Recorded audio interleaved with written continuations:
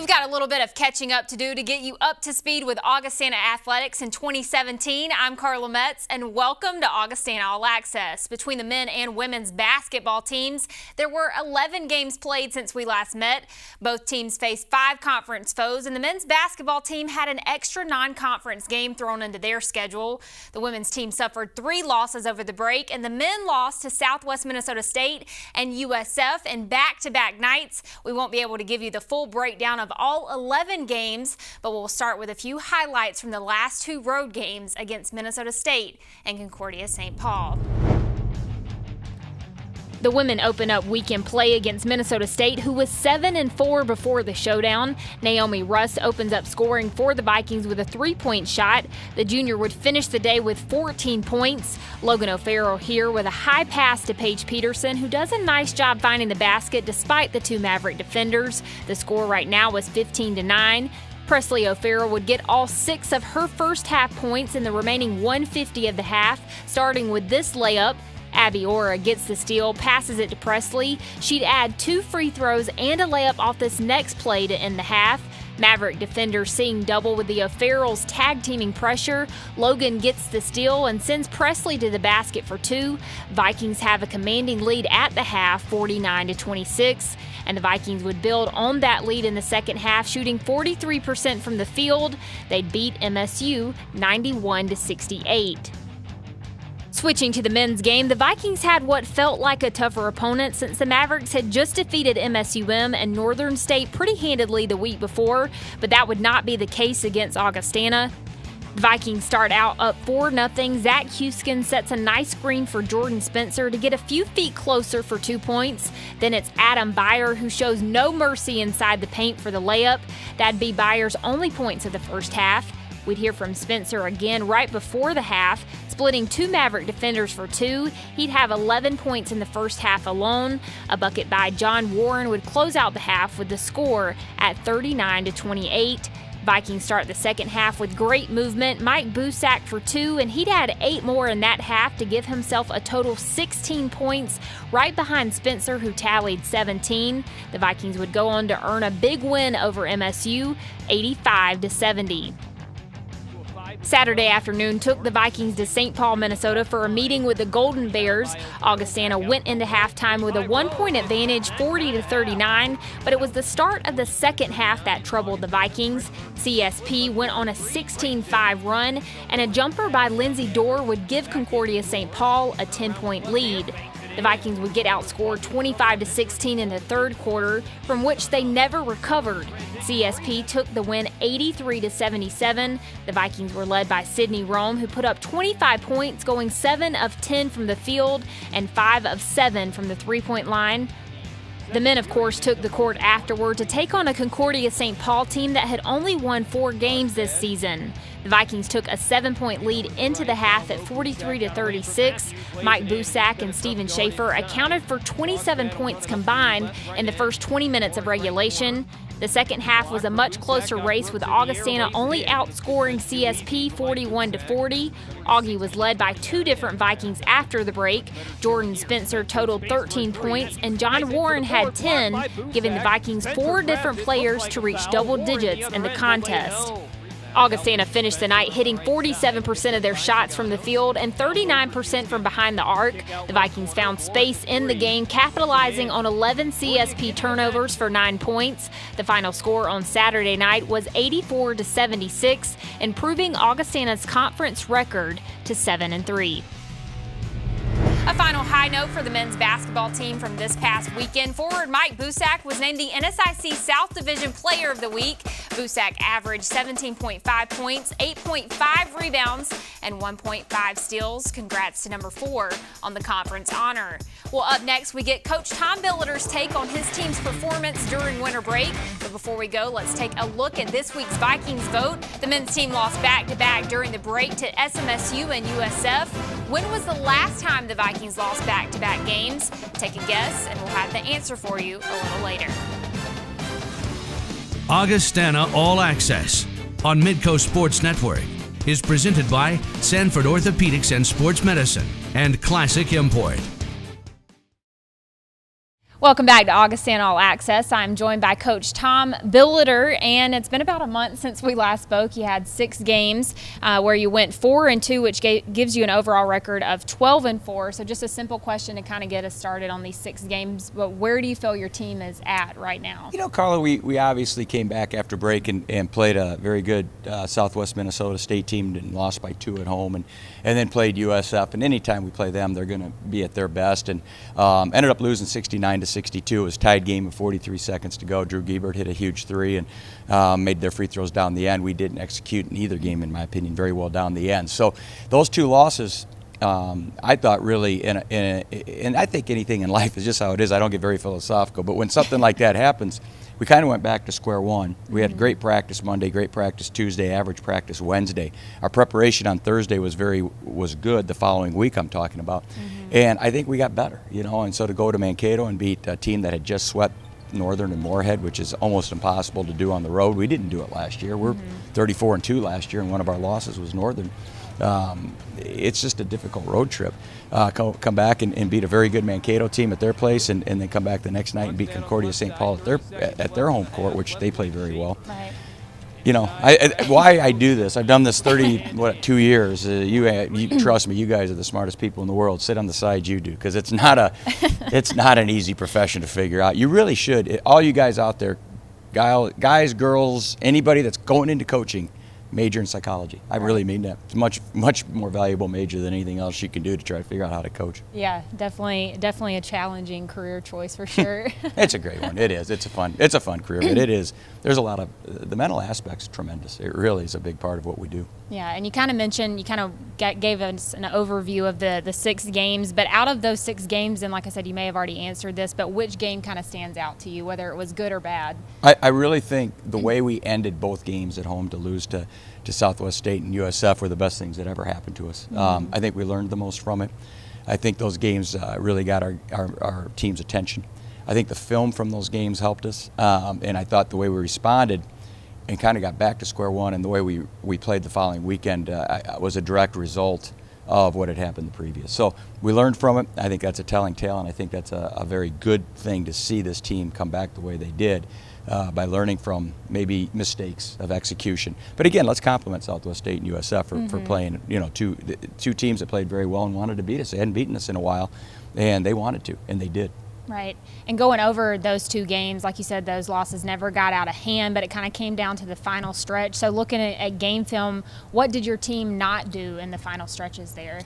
It's the coaching term, execute. We didn't run the plays the way they need to be ran in terms of waiting for the screen versus going early, in terms of, you know, making the extra pass, the ball fake, making sure in the last minute your mental attitude is let's go win this thing regardless, not, oh man, they just hit a 3, we're done. You know, I felt a lot of it was just our hunger and competitiveness in the last minute to figure it out and get it done. You know, I think had this group been on the Titanic, they all would have sunk with the boat versus figuring out how to get on some form of raft or something and survive. They just wouldn't have done very well. It was not a huddle, I thought, in the last 30 seconds after Drew hit that 3 that our guys were rallying together saying, this ain't happening, we're going to go get it. I just didn't feel that. And, you know, we worked on that. Right. We got better at it. Yeah, and like you said, hopefully learn from those things. And obviously looking ahead to this week, it's no cupcake week. You've got MSUM, who sits top of the North Division, Northern State, who has the same conference record as you do. So what do you want your team's focus level to be like heading into these 2 games? You know, they've just been such great games. Our Northern game is obviously the ESPN 3 game of the week on Saturday, but, you know, still we have to come back with Moorhead on Friday. What a great travel partners. I mean, those are 2 of the best travel partners in the league. First of all, when you play at their places, it's 3.5 hours apart. Right. And then when they come in, you've got Northern that's very physical and they want to really beat you up. You got Moorhead that is offensively just gifted, have been ever since Chad got there. I mean, they shoot the 3, they want to score points. So you get all beat up one night, and then you got a team that comes in that just can score it, and they're very good at it. They really complement each other well, and they play differently. You know, it's 2 different types of teams. So what we do is we prepare for both as a staff. We really prepare the team as much as we can for both without them even knowing it. But both those teams will have the attention necessary, in my opinion, for the magnitude of these games. And again, we're still on break. We're in J term, so there's 300 kids on campuses all for the entire month of January. So the crowd in the past, our students have just been fabulous for these games. During J-term, it's a little bit tougher. We're going to have still have to try to get at least the 300 that are here. Let's get half of them to the game. But, the crowd should be good, and our kids hopefully are looking forward to, these are the games you work for, you live for. It's why our league is what it is, and it'll be a great weekend. Yeah, and especially with these two games, too, is there anybody specifically on your team that really has to step up in these games? You know what's awesome is how well our bench played. Mm-hmm. Our bench really gave us a lot. I said it after 2 weekends ago. Which you haven't needed really in the past either. So no, positive. Exactly. When they played, it was meaningless. We were usually up 40, and they'd go in. For some of them, I mean, that's not true. I mean, Zach and John Warren, those guys played a lot. Steven Schaefer they played a role, but it wasn't of the magnitude asked of them now. And obviously, I thought Austin Saugstad had a great weekend. I thought Marcus Osmus had a great weekend. Steven Schaefer led us in scoring, and I'm sure I'm leaving, Lucas Walford. I'm trying not to leave anybody out because the entire bench, not only from a practice standpoint of the week before, but from a game standpoint, our bench outscored our opponents both times this weekend, and that's huge on the road. Yeah, got to be something to be proud of as a coach. You know what? I'm happy for them. Mm-hmm. I mean, they all work as hard as anybody, sometimes harder, and it's fun to reward them with some minutes. And I probably should have done it earlier. I should have done it earlier. I mean, we should have been playing the bench a little bit more, and that's my fault. I mean, I'm glad that they've responded the way they have. All right, Coach. Well, thanks so much again for your time, and we'll see you back here next week to talk about MSUM and Northern State. Thanks, Carl. Well, we've got just as many games to go over with Coach Dave Kraut. We'll have that and much more after the break. Welcome back to Augustana All Access. I am joined by Coach Dave Kraut to review the 5 games that you had over Christmas break and the 5-game stretch. You went 2-3 in that stretch, so that improves your overall record to 12-5, 7-3 in the conference. So just a question to kind of get us started. Can you catch us up just a little bit on Christmas break? Well, it's too long, and where our men got an extra non-conference game in to kind of limit theirs to the 7 days that were required. We end up, taking 9. I mean, we could hold the kids an extra day or 2 to start Christmas break, but that's just, I probably wouldn't have set real well with anybody. So essentially everybody's in the same boat. We came back not, terrible shape, but you only have 2-3 practices really, or days, to get ready for another conference doubleheader weekend. We had gone into it really on kind of a sour note with a loss down at Wayne. Not that that's terrible, but our play was not very good. And then we split with Southwest and Sioux Falls. And the old axiom, you want to protect your home court. And I really felt that we did not play well against Sioux Falls and ended up losing that game. Give them credit because they played exceptionally well, really shot it in, especially from deep.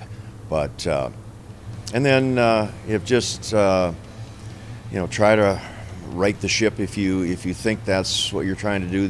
This past week got a nice win at Mankato and played very well, and then came back the next night and had a tough third quarter, probably in particular, and let one slip there. Logan O'Farrell got hurt in the first half, and you could see that at halftime, whatever, that affected the other kids as we went in with a lead. But so we've had several, and there's been some positives and some negatives, and we're pushing towards the midpoint of this 22-game conference schedule. Right. Yeah, that's a long conference schedule. And just kind of as a coach, something that I always wonder too is Christmas break. Is it a challenge or is it a needed break? Is that something that a team can come back off of in a positive way? Yeah. I mean, like I said, everybody is essentially in the same boat in our division, and I wasn't for that 7 days straight.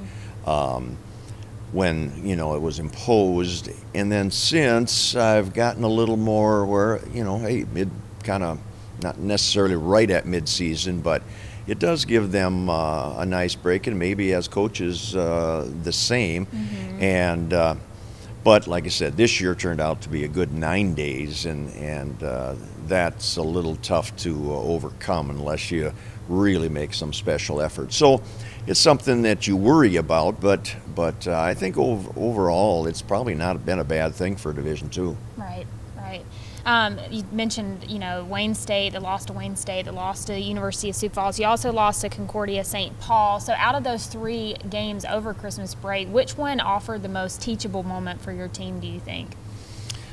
Ooh, that's a hard one, because there were some real similarities where both the other team plays well, at least at portions of the game, and it kind of corresponds to when we don't play. We tend to lose our focus a little bit. We've started some games very slowly, and now we've had some third quarters where we come out at halftime and start very slowly. And so, if those are teachable moments, I don't know always, if you can just correct things like that. But we kind of lost our focus. The Concordia game, for instance, their three-point shooter, I think she hit 4 or 5, 3, 4, I think 4 in the third quarter. And they just seemed like they were almost back-to-back where we really lost her. And, you can give up, an uncontested one here or there, but that really probably was the difference in the game. And like I said, Logan had gotten hurt, and whether that affected our focus or not. But we've got some kids that just have to kind of step up and start playing a little bit better, or maybe a little more consistently too. Right. And this week, to kind of get prepared for that, you've got MSUM and Northern State, who are both at the top of the North Division. So what does your team need to do to get ready for these games? Well, they pose some similar problems. They're real aggressive man-to-man defensive teams. They have size. Now, size has hurt us a little bit. And when I talk about size, I'm talking about the 6'2", 6'3" type post player in our league. So, I hope our posts, kind of try to focus in on that and figure out ways to become productive. It was, our numbers in 2 of the 3 posts we had on Saturday night were just very bad. We've got to get some point guard play. That was probably my biggest concern going into the year, and they're both exceptional rebounding teams. So, we just have to be physically ready, and fortunately we're here and get them on our court.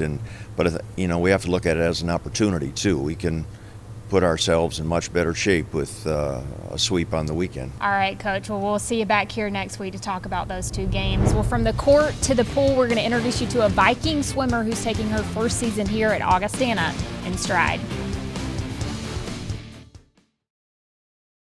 Welcome back. This is, of course, the inaugural year for the Augustana swim team, and they're coming off a 7th place finish in the Rochester Invitational, where the team recorded 63 season best times. 3 of those season bests come from freshman Emma Miller, who also posted 2 NCAA B-cut times on the weekend.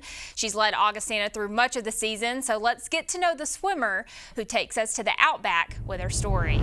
I am from Canberra, Australia, and then my dad told me one day that he was getting posted to work at a military base, at an Air Force base in Omaha, Nebraska for 3 years. And so we moved over there. I went through half of sophomore year, junior and senior year, going to high school in Omaha. And then I decided that I really liked America. I liked it better than Australia. And so I wanted to look at going to university here. It was interesting because when I was going into 10th grade in Australia, before I found out that I was moving here, I actually decided to stop swimming because I wasn't really enjoying the program anymore. But then when I got to high school here, one of my friends that is actually on my current swim team said, "Hey, our school has a swim team, you should join." And I said, "Oh, okay, I'll just give it a try." And I never realized that I would actually be swimming in university. That's never something that I expected to do. I know a lot of people they actually wouldn't have liked the fact that it was a brand new program because they didn't know who was going to be on it, and they didn't like the idea that it wasn't an official program. But those were 2 of the things that I actually really liked the idea of. I liked the idea of being the first to do a specific program because you can sort of create the legacy for the Augustana swim team because there's never been anything before. I think the things that she brings is, 1, she has that phenomenal work ethic, and 2, she really does keep things pretty lighthearted. I mean, she'll be dancing around, and then you add her accent into everything else, and it just keeps everybody pretty lighthearted. Well, I know my best events are the long distance events. However, I don't enjoy distance events. I don't think many people can honestly say that they do. I really like the relays, and I really like the 200 freestyle, and I also like sometimes swimming events other than freestyle, which I haven't had an opportunity to do yet, but hopefully will sometime in the future. I love the people on the swim team, and I love the idea of competition. I love racing yourself, dropping time, and being able to get in for a competition after putting so much work in the pool and just getting to really compete with other people. That's really why I do it. Miller and the Vikings start back competition this weekend, traveling to Moorhead, Minnesota for the Moorhead Invitational. Well, when we come back, we reveal the answer to this week's Vikings vote and name our first Viking Player of the Week for 2017. Augustana All Access on Midco Sports Network is presented by Sanford Orthopedics and Sports Medicine and Classic Import. It's time to answer this week's Vikings vote. When was the last time the men's basketball team lost back-to-back games? Your choices were the 2014-15 season, the 2013-14 season, 2011-12 season, or 2010-11 season. The correct answer is B, the 2013-14 season. The Vikings lost to Northern State and Upper Iowa in mid and late February of 2014. The Vikings also finished 16-14 that year. Now switching over to the Viking Player of the Week, we give a little shout out to wrestling to start the 2017 season. Freshman Brandon Carroll earned his first career dual win against Northern State. He defeated Richard Casillas 10-9 in the 125-pound division, eventually helping his team defeat Northern State, who was ranked number 7 at the time. Congrats again, go to Brandon Carroll. Well, that's all we have for you on this week's episode of Augustana All Access. Be sure to join us next week for more breakdowns inside Vikings athletics. Thanks for watching.